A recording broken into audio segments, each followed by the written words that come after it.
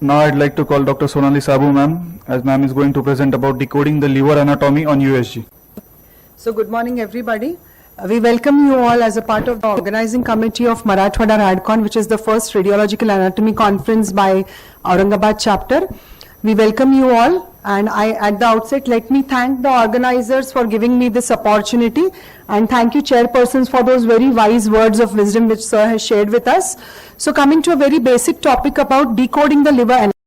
We keep doing ultrasounds day in and day out, we keep giving diagnosis, but what is most important is we need to understand the anatomy, and what the surgeon actually requires is which segment, so that he knows whether he has to resect the entire segment. Is it segment 7 and 8 both, so he needs to resect the entire thing and keep the vascularity of the other segments patent, because we all know that every segment has its own vascular supply, has its own portal radical, and that is the reason if you specifically mention, yes, it is segment 6 and 7, 7 and 8, so the surgeon has a very clear idea about how he is going to plan his surgery.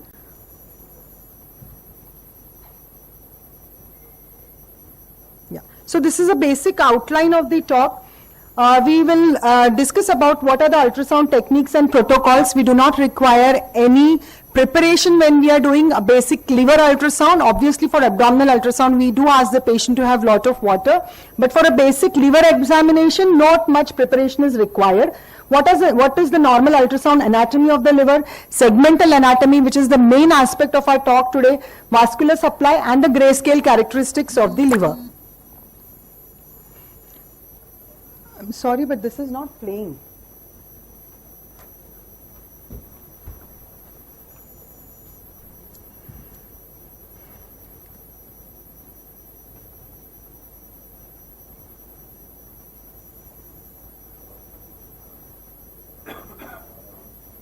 So till the time he does, these technical issues are expected. Let me come to the last part of the examination first, about the Kuno segments. So basically this is for the residents. We are reporting ultrasound, liver ultrasound every day. So what you can basically do is clench your fist, the right fist. Once you clench your right fist and the thumb is inside, so the thumb is basically the caudate lobe. Then you will go clockwise. This is what divides these three fissures, or these interdigital markings are the right hepatic vein, the middle hepatic vein and the left hepatic vein. And these knuckles is the portal vein. So the portal vein divides the superior and inferior segments. The right, middle and left hepatic veins are going to divide the liver into right half and left half. So basically this is the caudate lobe. The first segment will be segment 2, inferiorly 3, this is 4, 4A, 4B, 5, 6, 7, 8. So this is how you just clench a fist and this is how it is looking. You just need to go clockwise. The caudate lobe, segment 2, segment 3, 4A is divided into superior and inferior segments. So this is 4A and 4B, 5, 6, 7, 8. So this is how in a clockwise direction you can define liver segments. So basically when it comes to hepatic ultrasound, just defining the segments or just saying, yeah, the liver appears normal in size, shape, no. What you're basically going to look is obviously the size of the liver, capsular contour, parenchymal echogenicity, vascularity, how is the biliary tree, and are there any masses or collections surrounding the liver. So basically, as we all know, there are three hepatic lobes, three segments of the liver, which is the right lobe, the left lobe and the caudate lobe. How are the right and left lobes divided? So the main fissure passes from the gallbladder fossa up to the IVC, and this main fissure divides the liver into the right lobe and the left lobe. We usually do not draw these lines, but this is an imaginary line which divides the liver into right lobe and left lobe. Then the right lobe is further divided into anterior and posterior segments, and this right hepatic vein divides it into anterior and posterior segments. The left lobe, the intersegmental fissure, which is not seen here, but the intersegmental fissure divides the left lobe into the lateral segment and the medial segment of the left lobe. The caudate lobe, as we know, is situated on the posterior aspect of the liver, and the IVC acts as the posterior border and the fissure for the ligamentum venosum. So this is the anterior border. So this is basically the caudate lobe. We know the caudate lobe drains directly into the IVC, and so identifying the caudate lobe is important in congenital anomalies where we see that that lobe is spared. So that is the reason we need to actually identify the caudate lobe. Riedl's lobe is a normal variant which we usually see in thin females, and you can see this like a tongue-like extension from the right lobe of the liver. We need to identify this tongue-like extension. It's not actually hepatomegaly. It can be wrongly reported as hepatomegaly, but this is just a normal variant usually seen in thin young females. But there are three hepatic veins: the middle hepatic vein, the left hepatic vein, and the right hepatic vein. The right hepatic vein courses between the anterior and posterior segments of the right lobe of liver.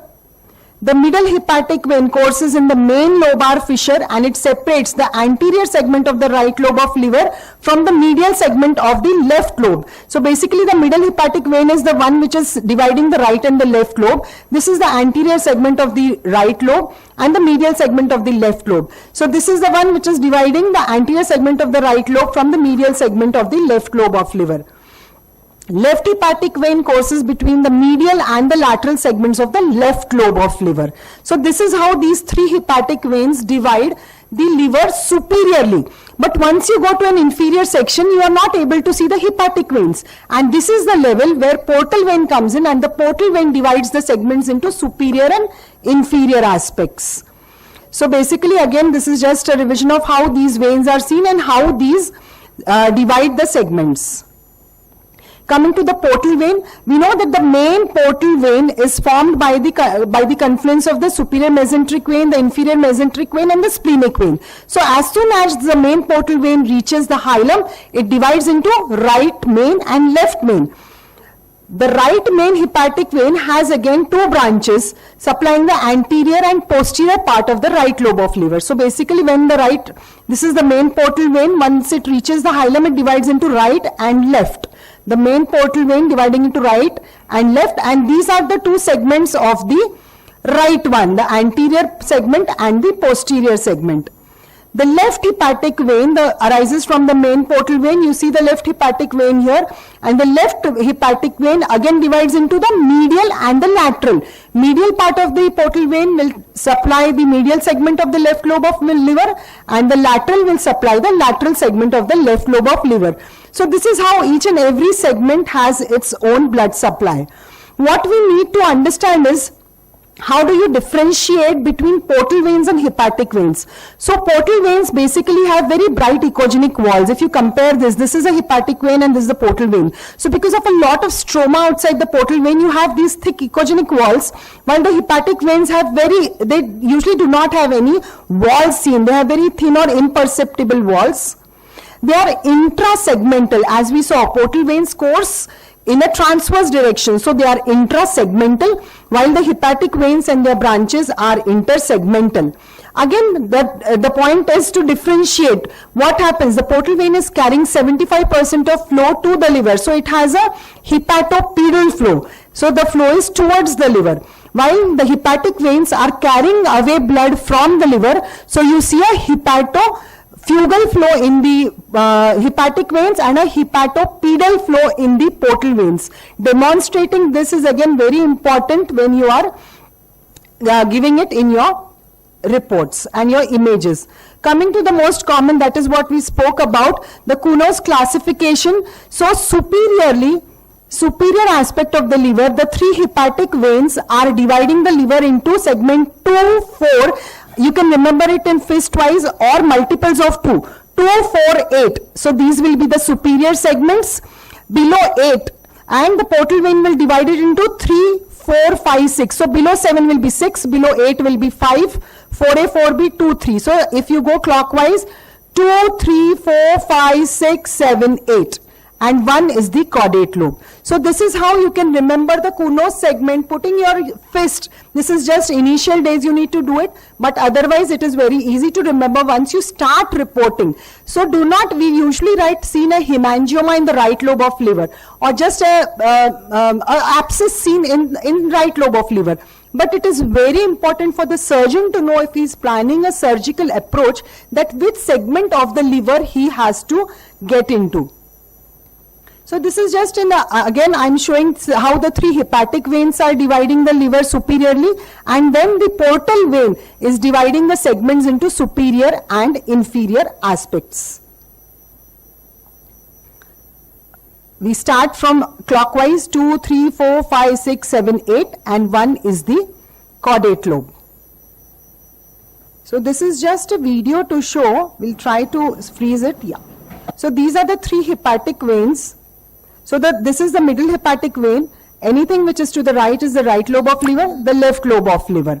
And this left hepatic vein will divide the left lobe of liver into medial and the lateral segments. And this hepatic vein is dividing into anterior segment of right lobe of liver, posterior segment of right lobe of liver. So this is the division at the level of the hepatic veins.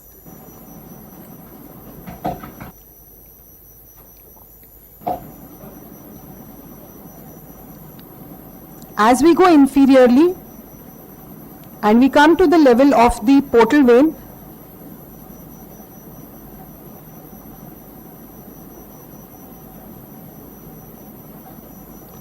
so here we have come to the level of the portal vein, and now the portal vein will divide all these segments into superior and inferior aspects. So this is how liver anatomy on ultrasound is very important. And why it is important? Because knowing the hepatic segments is important for exact localization of the lesion, which aids the surgeon in planning the surgical management. As we already spoke, every segment has its own portal vein radical, it has its own biliary radical and a hepatic venous radical. So if the surgeon knows that he has to only resect that segment and the entire vascular supply of the other lobes is going to be fine, it becomes very easy for him to manage the patient. So, and knowing the basic hepatic and portal anatomy and their variations is again very important to diagnose congenital vascular liver anomalies. A systematic and step-by-step approach to liver ultrasound is required for detailed evaluation, and this is actually not important. If we start doing it from day one, it becomes very easy for us to diagnose the liver segments. So thank you. This is all about liver anatomy on ultrasound. We are only dealing with normal liver and normal anatomy of the liver. For this entire conference is only aimed at normal anatomy of the organs on ultrasound, CT and MR. Thank you, ma'am. That was a wonderful lecture on liver anatomy on USG. Now I would like to request Dr. Ajay Jadhav sir to felicitate Dr. Sonali Saboo ma'am.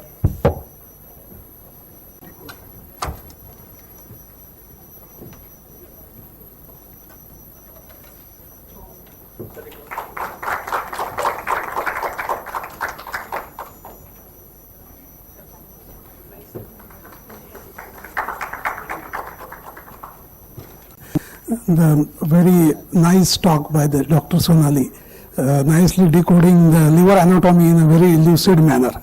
And here I must appreciate organizers for keeping such a courageous theme for this conference. That's the basic anatomy and radiological anatomy. So I think we should all clap for the organizers for this effort.